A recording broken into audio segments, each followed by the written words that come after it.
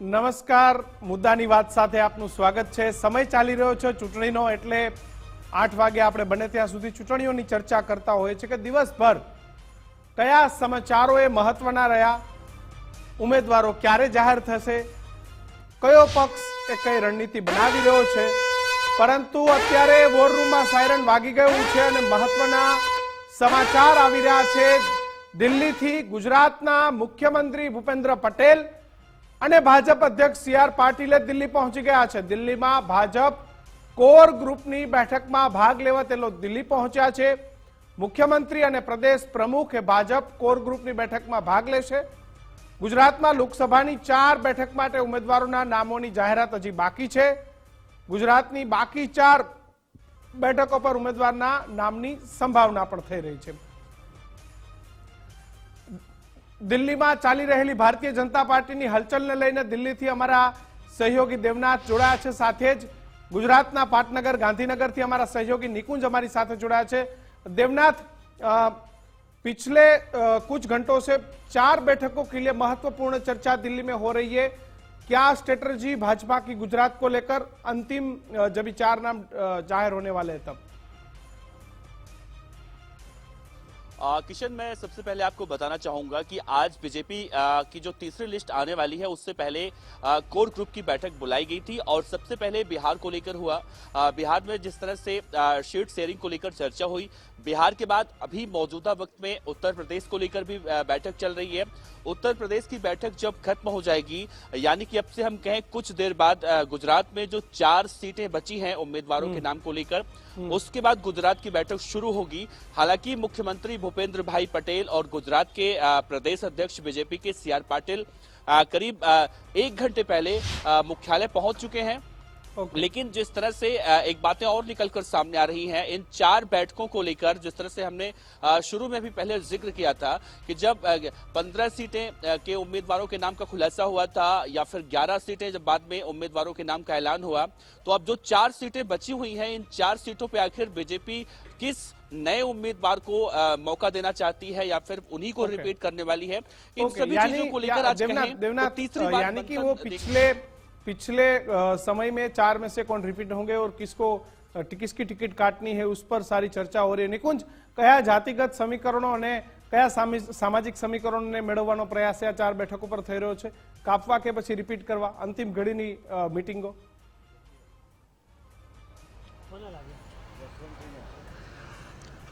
જી કિશન, આ મીટિંગની અંદર 4 લોકસભા બેઠકો સાથે સાથે બાકીની જે પેટા ચૂંટણી વિધાનસભાઓની જે થવાની છે તેના ઉમેદવારો ધારાસભ્ય માટેના વિધાનસભાના તેના બાબતે પણ ચર્ચા થશે। આપે કહ્યું કે કોને રિપીટ કરવામાં આવશે, કોને કાપવામાં આવશે। પહેલું લિસ્ટ જે જાહેર થયું હતું તેમાં 10 જેટલા સાંસદોને રિપીટ કરાયા હતા। બીજા લિસ્ટની અંદર 2 જેટલા સાંસદો જે છે તે રિપીટ થયા। જે બાકીની છે મહેસાણા, સુરેન્દ્રનગર, અમરેલી, જુનાગઢ, તેમાંથી સંભવિત રીતે પરિવર્તન વધુ આવે તેવી શક્યતાઓ સૌથી વધુ છે।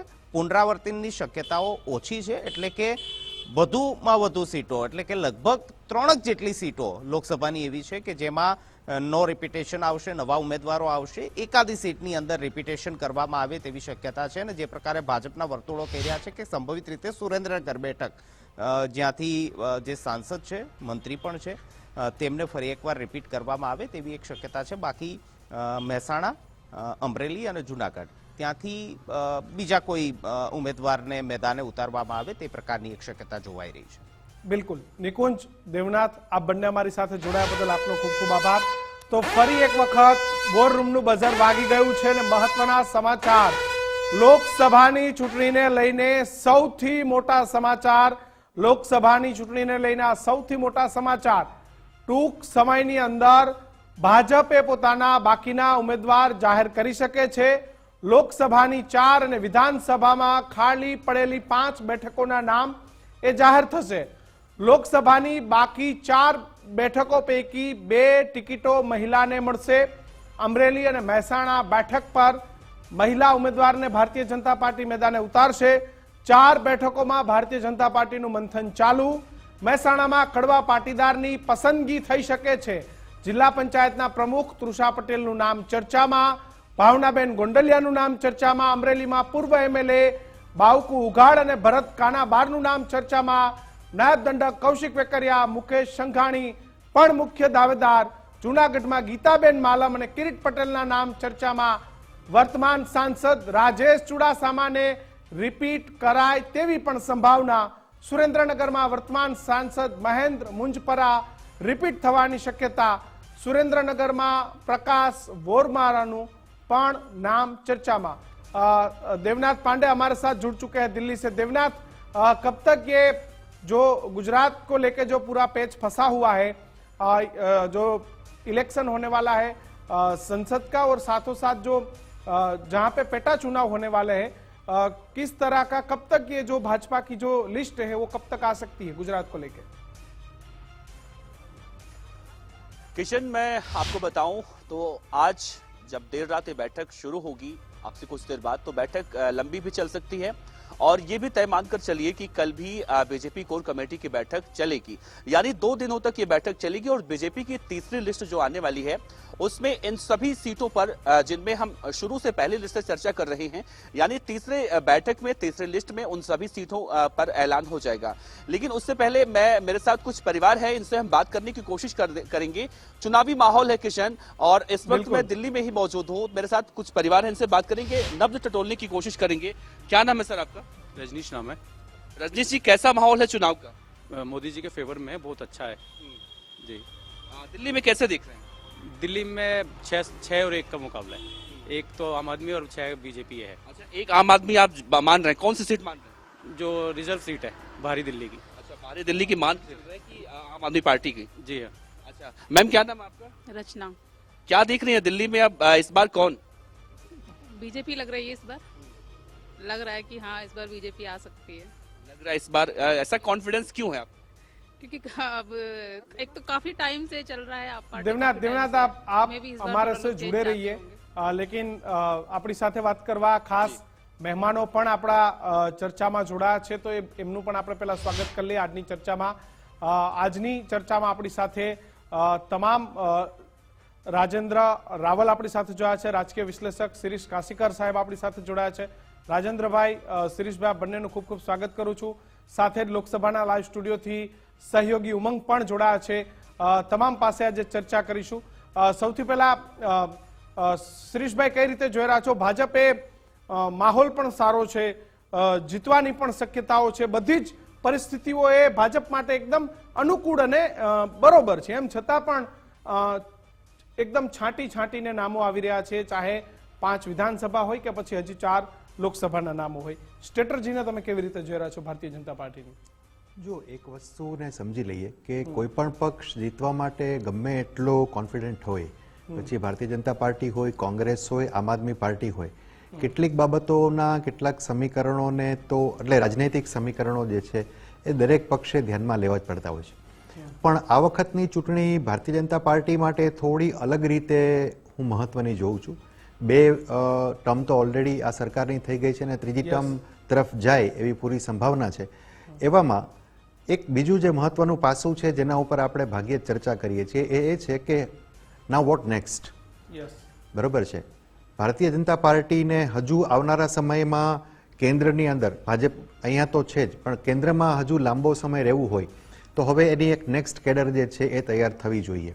અને એ નેક્સ્ટ કેડર માટે હું માનું છું કે અત્યારે જે બધા ગણતરીઓ મુકાઈ રહી છે, ભલે જ્ઞાતિ જાતિના સમીકરણો ને બધું હશે, પણ એક કમ્પેરેટિવલી થોડું યંગ બ્લડ ભારતીય જનતા પાર્ટીમાં હવે નેતૃત્વમાં આવે એના માટેની કદાચ તૈયારીઓ ચાલતી હોવી જોઈએ. યંગ બ્લડ અને મહિલાઓ, એના માટેની આ છેલ્લી ઘડીની ચર્ચા ચાલી રહી છે. અને સાથે રાજેન્દ્રભાઈ, વિધાનસભાની અંદર સીજે ચાવડા, અર્જુન મોઢવાડિયા સહિત અનેક કોંગી નેતાઓ કે જે ભારતીય જનતા પાર્ટીમાં ગયા છે, એમને પણ ચૂંટણી લડાવવાનો એક સૌથી મોટો પડકાર ભારતીય જનતા પાર્ટી માટે છે. લિસ્ટ એ ગમે તે ઘડીએ જાહેર થઈ શકે છે. આખી સ્ટ્રેટર્જીને તમે કઈ રીતે જોઈ રહ્યા છો? લોકસભા અને સાથે જ 5 જેટલી પેટા ચૂંટણીઓ વિધાનસભાની.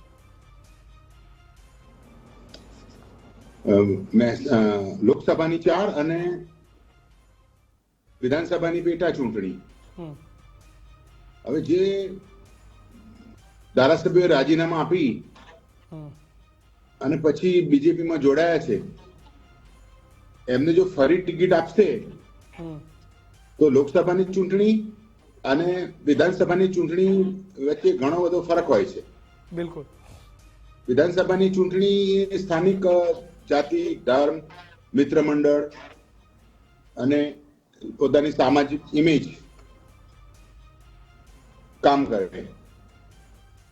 એ ઉપરાંત જે પેટા ચૂંટણીઓ થવાની છે એ વિસ્તારના બીજેપીના આગેવાનો જે વર્ષોથી કામ કરે છે એમની જો અવગણના થાય અથવા તો એમાં સિનિયરિટી ન જળવાય તો કદાચ પેટા ચૂંટણીના પરિણામો બગડી શકે. ઓકે. લોકસભાની ચૂંટણી અને વિધાનસભાની ચૂંટણી મેં તમને અગાઉ પણ કહ્યું કે આ બંનેના મુદ્દાઓ પેલા રાષ્ટ્રીય મુદ્દાઓ આધારે લડાતી ચૂંટણી છે. ઓકે. અને આ સ્થાનિક મુદ્દાઓ આધારે લડાતી ચૂંટણી છે. ધારો કે અર્જુન મોઢવાડિયા સાહેબ કે સીજે ચાવડા કે બીજા જે કોઈ લોકોએ કોંગ્રેસનો વર્ષો સુધી લાભ લીધો અને પછી હવે જ્યારે કોંગ્રેસનું જહાજ ડૂબ્યું એટલે ગમે તે એમને રામ પ્રત્યે પ્રેમ જાગે કે રાષ્ટ્રીયતા પ્રત્યે પ્રેમ જાગે અને પછી ભાજપમાં જોડાઈ જાય એટલે કદાચ પાર્ટીના નેતાઓ તો સ્વીકારે પણ મતદાર કેટલી સ્વીકૃતિ આપે એ ચૂંટણી. ઓકે, એટલે એ અહીંયા એક સૌથી મોટો ટાસ્ક કે ભાજપ માટે છે કે લોકસભા તો લડાઈ જશે પરંતુ પેટા ચૂંટણીઓ, પરંતુ ફરી એક વખત વોર રૂમનું બઝર વાગી ગયું છે અને રાજનીતિના સૌથી મોટા સમાચાર, લોકસભાની ચૂંટણીને લઈને સૌથી મોટા સમાચાર, ઇલેક્શન એટલે ગુજરાત ફર્સ્ટ અને સૌથી મોટા સમાચાર એ આવી રહ્યા છે. લોકસભાનો લાઈવ સ્ટુડિયો એ આણંદ પહોંચ્યો છે. અમારી ટીમે આણંદ પહોંચી છે. આણંદમાં ચૂંટણીને લઈને જબરજસ્ત માહોલ જામ્યો છે કારણ કે આણંદમાં કોંગ્રેસના ઉમેદવાર કોણ હશે એ સૌથી મહત્વની બાબત છે. નેતાઓના પ્રચંડ પ્રચાર વચ્ચે લોકસભાનો સ્ટુડિયો એ આણંદ પહોંચ્યો છે. ઇલેક્શન એટલે ગુજરાત ફર્સ્ટ. અમારો લાઈવ સ્ટુડિયો લઈ અમારા સહયોગી ઉમંગ આણંદ પહોંચ્યા છે. ઉમંગ, કેવો માહોલ આણંદની અંદર? ભારતીય જનતા પાર્ટીની ટિકિટ જાહેર થઈ ગઈ છે. કોંગ્રેસનો ગઢ માનવામાં આવે છે. ચાવડા પરિવાર અને સોલંકી પરિવાર વર્ષો સુધી કોંગ્રેસમાં આણંદ ખેડાથી જીતતા આવ્યા છે. આણંદની શું સ્થિતિ અને કેવો માહોલ આણંદની અંદર?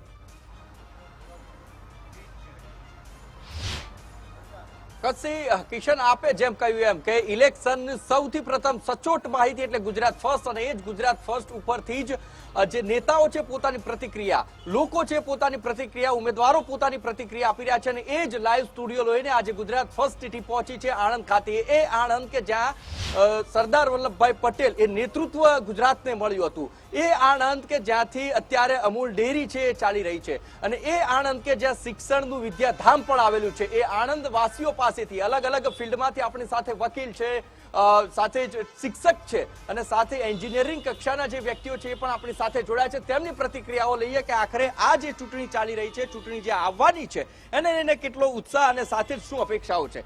શરૂઆત આપનાથી કરું. આણંદની અંદર એમ કહેવાય કે જે ફિલ્ડમાંથી આપ આવો છો, શું અપેક્ષાઓ છે આવનારી સરકાર પાસે? ખાસ કરીને જે સાંસદ હતા એમને રિપીટ કરવામાં આવે છે, અપેક્ષાઓ પર કેટલા ખરા ઉતરે? અપેક્ષાઓની અંદર જોઈ શકીએ તો આ સાંસદને જ્યારે રિપીટ કર્યા ત્યારે મારા પોતાના અનુભવે આ કેન્દ્રની નીતિઓ માટેની ચૂંટણી હોય છે લોકસભાની, ને એમાં જે વ્યક્તિ નક્કી કરવામાં આવે એ પોતાના મતક્ષેત્રની અંદર શિક્ષણનું સારું પ્રદાન આદાન કરી શકે. તો મારો અનુભવ એવું કહે છે કે આજથી ગત લોકસભાની અંદર સાંસદશ્રી સાથે આ ક્ષેત્રની અંદર શિક્ષણની અંદર વોકેશનલ એજ્યુકેશન માટેની દીનદયાલ ઉપાધ્યાય કૌશલ કેન્દ્રનું પ્રથમ કેન્દ્ર ભારતની અંદર આ ગુજરાતમાં આપવામાં આવ્યું હતું. તો એ 2019ની અંદર એ કેન્દ્ર બંધ કરવાના આરે અમુક લોકોએ દિલ્હીની અંદર ચળવળ કરી હતી, પણ તાત્કાલિક તે સમયની અંદર ટ્રિપલ તલાકના વ્હીપની અંદર રમેશ પોખરિયાલજી રાષ્ટ્રીય આપણા શિક્ષણ મિનિસ્ટરના સાથે 15 મિનિટની તરત ગોઠવણ કરીને આપણા આણંદ શહેરના આણંદ લોકસભાના સાંસદશ્રીએ બેઠક ગોઠવીને રિગ્રાન્ટ કરીને વોકેશનલ એજ્યુકેશન માટેની આ જિલ્લાને સરળ અને સસ્તી શિક્ષણની વ્યવસ્થા થાય એની ચિંતા કરીને ફરી રિગ્રાન્ટ કરાવેલું.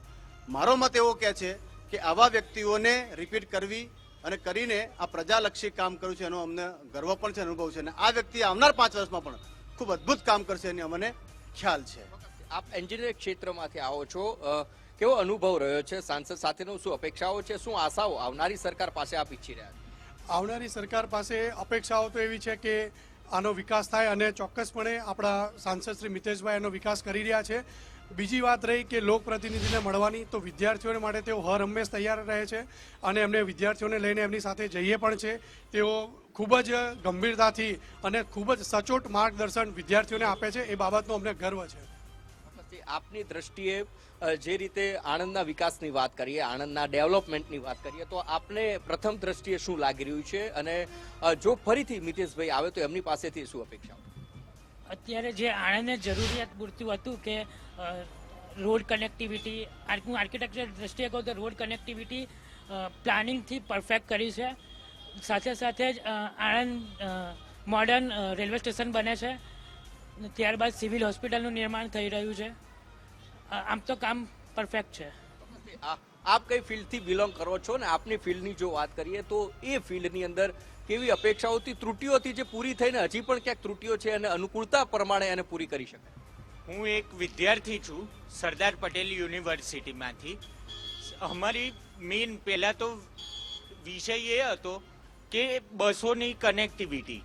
આફ્ટર કોવિડ બસો ઓછી થઈ ગઈ હતી, જેના થકી વિવિધ ગામમાંથી આવતા વિદ્યાર્થીઓને અહીંયા આવવામાં તકલીફ પડતી હતી. ખંભાત, પેટલાદ જેવા વિદ્યાર્થીઓને એ મેમુ ટ્રેનમાં અપડાઉન કરતા હતા. એ મેમુ ટ્રેનના 4 સમય ચાલતી હતી, એને 2 જ સમય કરી દેવામાં આવી હતી. જેમાં પણ સાંસદશ્રીએ રજૂઆત કરી અને વિદ્યાર્થીઓ માટે એ ટ્રેનનો સમય 4 દિવસમાં 4 વખત કરાવ્યો. અને આણંદ બિલકુલ, તો ફરી એક વખત બઝર વાગી ગયું છે અને લોકસભાની ચૂંટણીને લઈને સૌથી મોટા સમાચાર આવી ગયા છે. લોકસભાની ચૂંટણીને લઈને આ સૌથી મોટા સમાચાર. લોકસભાની ચૂંટણીમાં કોંગ્રેસ સાથે જોડાયેલા સૌથી મોટા સમાચાર. મધ્ય ગુજરાતમાં કોંગ્રેસ એ નવો દાવ રમી શકે છે. નવા દાવ સાથે આણંદ બેઠક પર ભરતસિંહના સ્થાને અમિત ચાવડાનું નામ ચર્ચામાં છે. અમિત ચાવડા એ ભરતસિંહના પિતરાઈ ભાઈ છે. કોંગ્રેસ અમિત ચાવડાને આણંદ બેઠક પરથી મેદાને ઉતારી શકે છે. વિધાનસભા બાદ હવે લોકસભા પણ અમિત ચાવડા લડશે. ધારાસભ્ય અત્યારે તેઓ ચાલુ છે.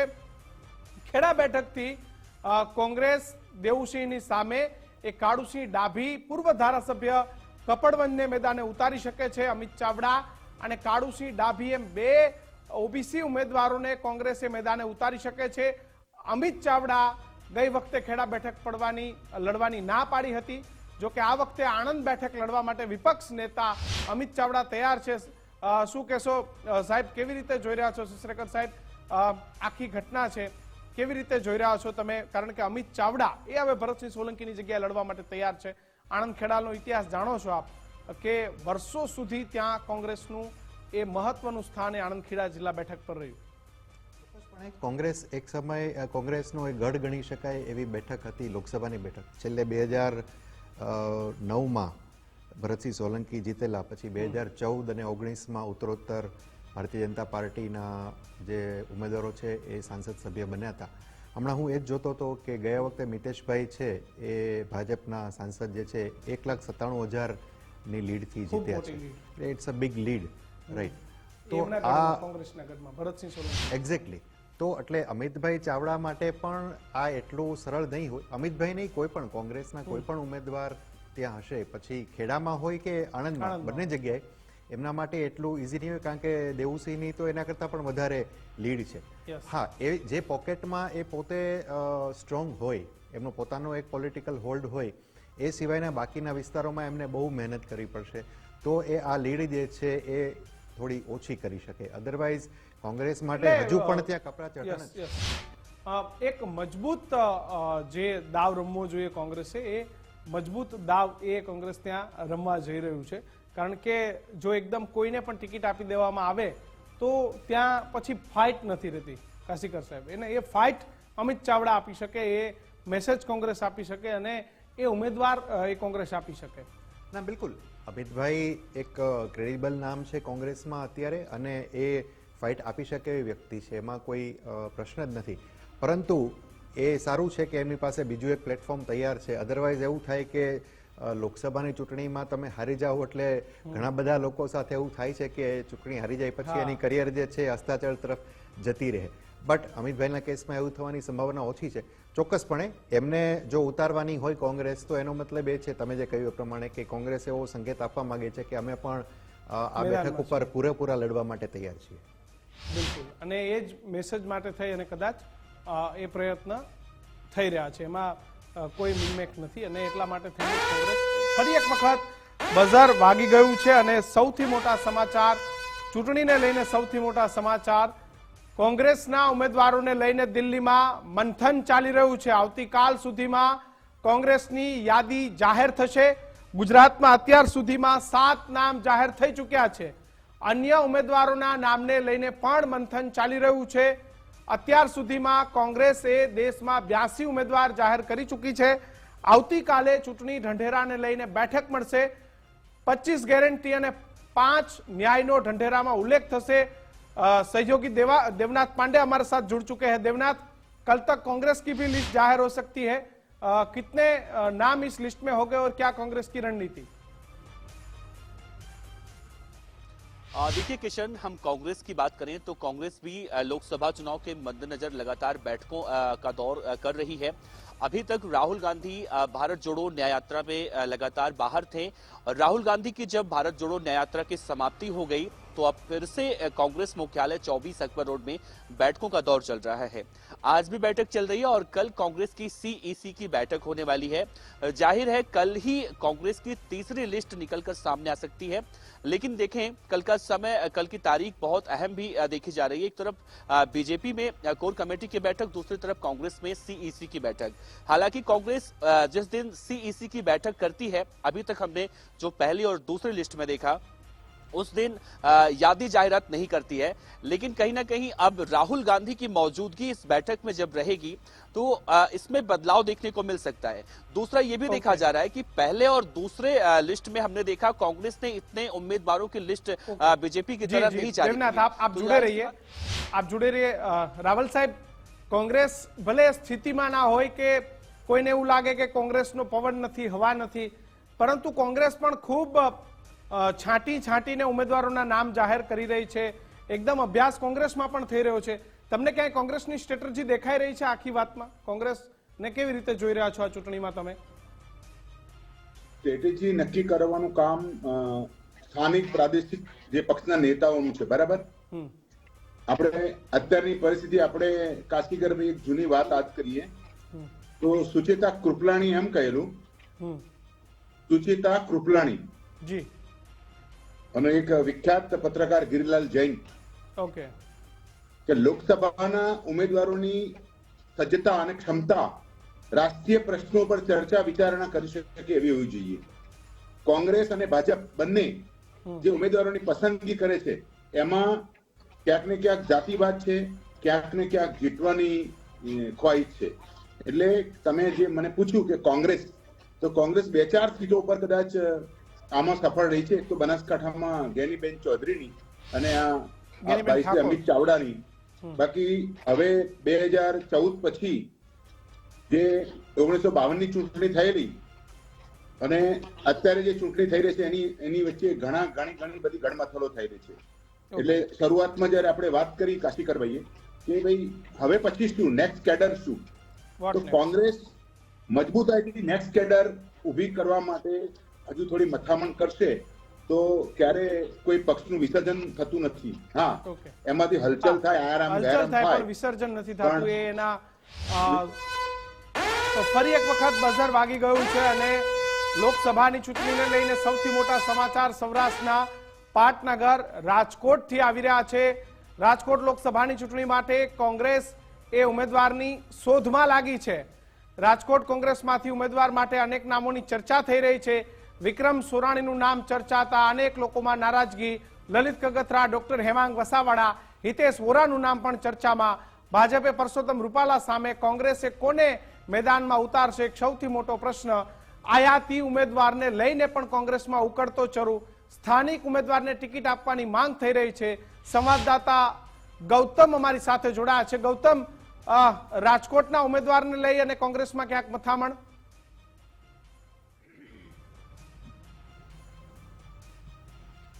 ચોક્કસ મથામણ છે, કારણ કે એક બાદ એક નવા સમીકરણો આવી રહ્યા છે ને જેમ જેમ સમય જતો જાય છે તેમ તેમ રાજકોટની એક બેઠકને લઈને કોંગ્રેસમાં કોકડું ગુંજવાતું જાય છે ને એમ જે જૂથવાદ અને વિરોધ છે તે પણ સતત સામે આવી રહ્યો છે. અનેક એવા નામ છે જેમાં વિક્રમ સોરાણીનું નામ પહેલા ચર્ચામાં આવ્યું હતું, હેમાંગ વસાવડાનું નામ ચર્ચામાં આવ્યું હતું, કડવા પાટીદાર ઉમેદવારને જો ટિકિટ આપવામાં આવે તો લલિત કગથરાનું નામ પણ ચર્ચામાં હતું, પરંતુ આ એક પણ નામ જાહેર નથી થતા ને અંદરો અંદર જે કોંગ્રેસની અંદર ભૂતકાળમાં પણ રાજકોટની અંદર બની ચૂક્યું છે તેમ જે જૂથવાદ છે તે સામે આવી રહ્યો છે, વિરોધ છે તે સામે આવી રહ્યો છે.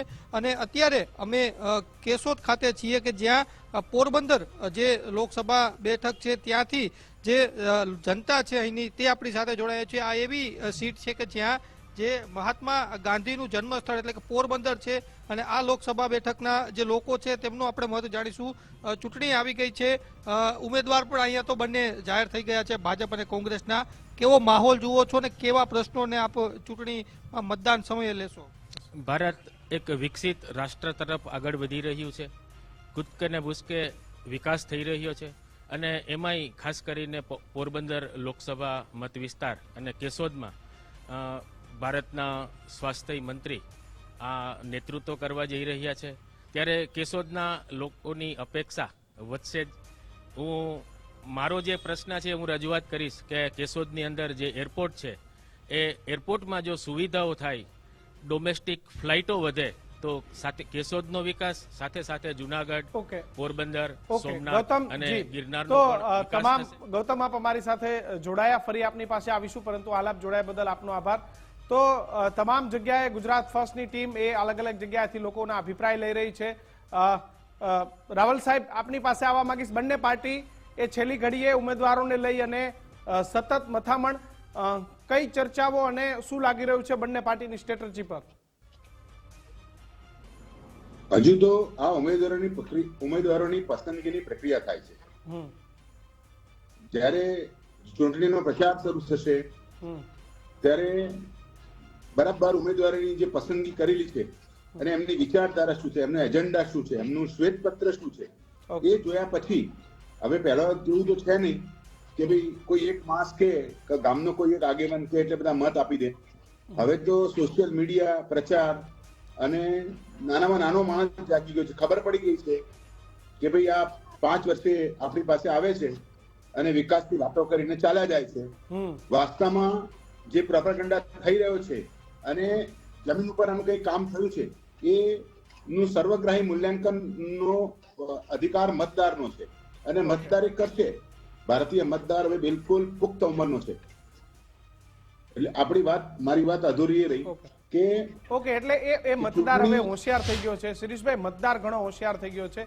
એને ખબર છે કે દર 5 વર્ષે જ મારો વારો આવવાનો છે, મારે શું કરવું અને મારે કેવી રીતે મત આપવો, એ મતદાર એ અત્યારે સૌથી વધારે નક્કી કરતો એને હોશિયાર મતદાર થઈ ગયો છે. એ કદાચ રાજકીય પાર્ટીઓ માટે એક અઘરો વિષય બની ગયો છે પહેલા કરતા. અઘરો વિષય રાજકીય પાર્ટીઓ માટે છે એના કરતાં સૌથી મહત્વની આનંદની વાત એ છે કે આપણે છેલ્લી 3 ચૂંટણીઓ જોઈએ ને તો એમાં 3 ચૂંટણીની અંદર મતદાનની ટકાવારી ઉત્તરોત્તર વધતી ગઈ છે. 52% માંડીને છેલ્લી આપણે 2019ની ચૂંટણી થઈ એમાં 64% સુધીનું મતદાન જે છે એ થયું. એ બતાવે છે કે લોકોની અંદર મતદાન પરત્વે જાગૃતિ આવી છે. લોકોએ કોને મત આપ્યા છે, કોને નથી આપ્યા એ પછીનો મુદ્દો, પણ લોકો મતદાન કરવા માટે નીકળે છે, હકનો ઉપયોગ કરવા જાય છે. સૌથી મહત્વનું આમાં પણ એક બીજી વસ્તુ છે કે લોકો મતદાન કરવા નીકળે છે એનો મતલબ એવું નથી કે ઇલેક્શન કમિશનના પ્રયત્નો એની પાછળ બહુ મહત્વના છે, પણ માત્ર એના કારણે જ લોકો બહાર નીકળે છે એવું નથી. લોકોને બહાર લાવવા પડે છે મતદાન માટે. અને લોકોને બહાર કોણ લાવે છે? લોકોને એ બહાર લાવે છે. પણ સારી છે ભાઈ, શિરીષભાઈની વાત બહુ સારી છે કે મતદાન માટે બહાર કોણ લાવે છે ને તમે જાગૃત થાવ અને મતદાન કરો, એ ઘણું મહત્વનું છે. શિરીષભાઈ, રાવલ સાહેબ, મારી પાસે સમયનો અભાવ છે એટલા માટે આપણે અહીંથી વિદાય લેવી પડશે, પણ આ બંને મહાનુભાવો મારી સાથે જોડાયા બદલ આ બંનેનો ખરે દિલથી ખૂબ ખૂબ આભાર માનું છે. તો ચૂંટણી આવી ગઈ છે અને સતત ચૂંટણીના સમાચારો આપની વચ્ચે લઈને મળતા રહીશું, કારણ કે બંને પાર્ટીઓ અત્યારે તો ઉમેદવારની ખેંચતાણમાં છે.